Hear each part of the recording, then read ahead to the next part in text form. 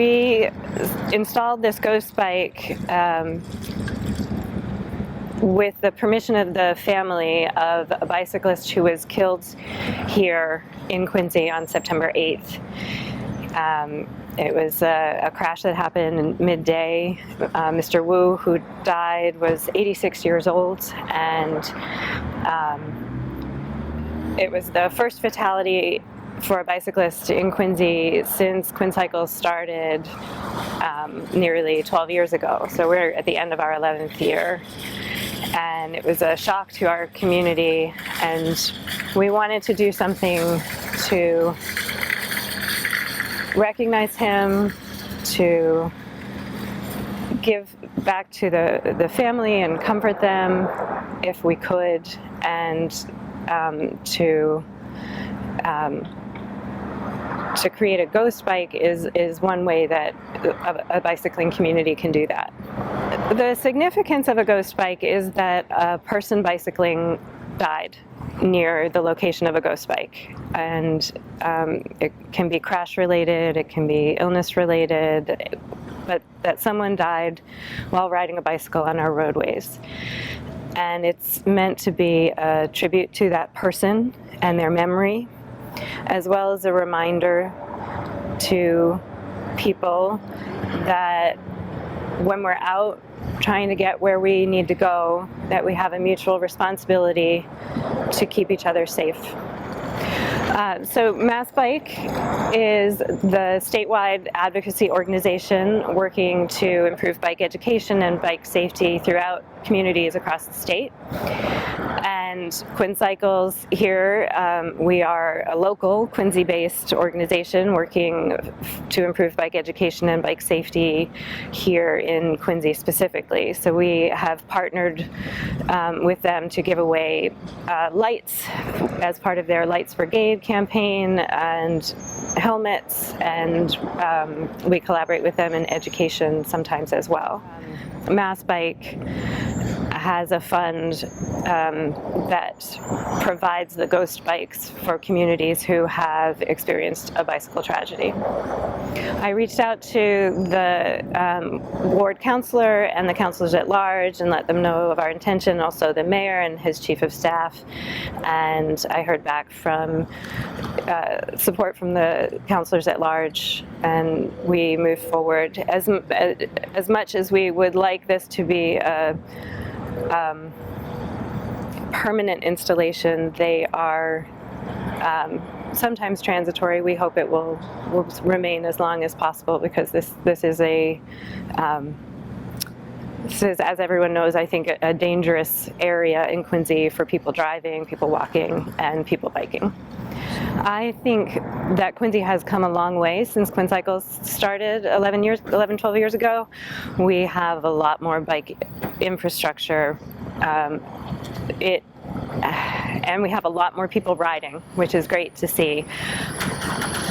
We also have a really long way to go to make a network that is comfortable and safe for everyone. We have piecemeal bike lanes, and I understand that, you know, we install these projects, these facilities on a project by project basis, and I know the city is working hard to reduce traffic fatalities. So our traffic engineer and TPAL have presented their plans for what amounts to a Vision Zero goal, which is zero fatalities and serious injuries in our transportation system. They've set the target date for that of 2040, and that's a long way away. We've had an average of 2 to 3 people dying on our streets, whether pedestrians or bicyclists, for the past few years. And if we wait 16 years to make that better, that's 16 years worth of people who we shouldn't lose. So I think there are I'm not an engineer, I admit that fully, but I think that we have opportunities that are lower cost and quicker implementation that we could make changes to make certain parts of our city safer. We have done, over the years, we've done a number of different things. Most recently, we focused on teaching adults how to learn to ride.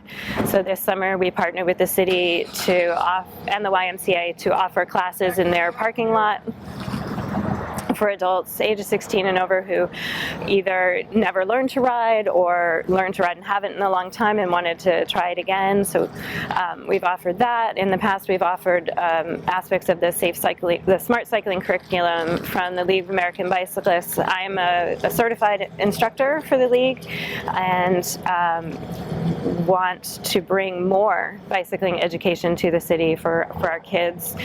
We have been partners with Safe Routes to School. Quinn Cycles has been for a while, and we would love to see more of that programming brought into our school system, teaching our kids how to get around the city safely, biking or walking or scootering.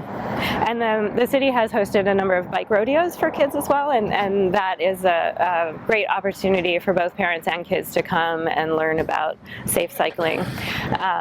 We're an all-volunteer organization, and so there are a limited number of volunteer hours available for us to do this kind of community work. But in partnership with the city, we hope to grow the education programming that we can offer.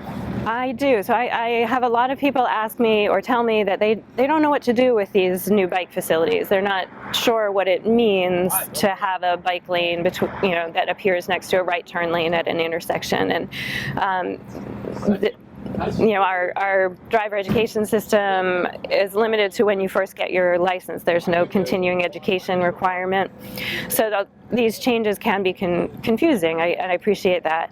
I would like to see more inclusion of bicycling and how drivers should behave around bicyclists.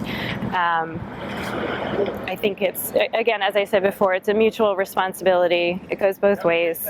We definitely need to be more aware of each other and understand how each of us behaves in our environment.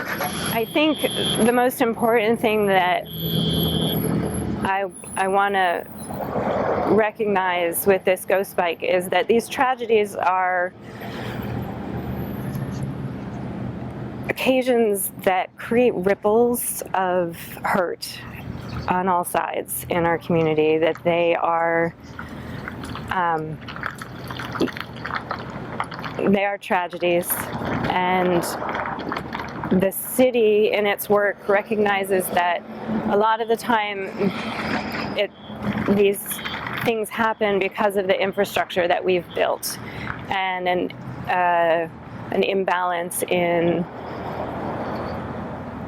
who that infrastructure serves. And so I hope that this ghost bike and its position here will remind everyone that we're all vulnerable and that we are all human and that we all want to get where we're going safely and that we can help each other do that. If you would like to learn more about Quinn Cycles, you can reach us at quinncycles@gmail.com. You can visit us on our website, quinncycles.org. And I'm happy to hear from you, answer any questions you have about biking or driving around bicyclists. Please reach out. It is our bike-powered food drive, so we gather as a community of bicyclists, and we start out at Interface Social Services, and we ride to grocery stores in Quincy and purchase products that we can then carry on our bikes. And we purchase things that our neighbors in need might need through Interface Social Services. So we bring our donations there. It's a social day. It's a day of giving back to the community and building our community as well. We are done with our rides for the season, but we've had a wonderful year of rides on Monday nights. We've done some bike maintenance classes and neighborhood rides this season. I forgot to mention that earlier. we are dedicated to making Quincy safer, but also showing people how to get around the city, and that Quincy is bikeable, and that you can do so in ways that are comfortable for most people.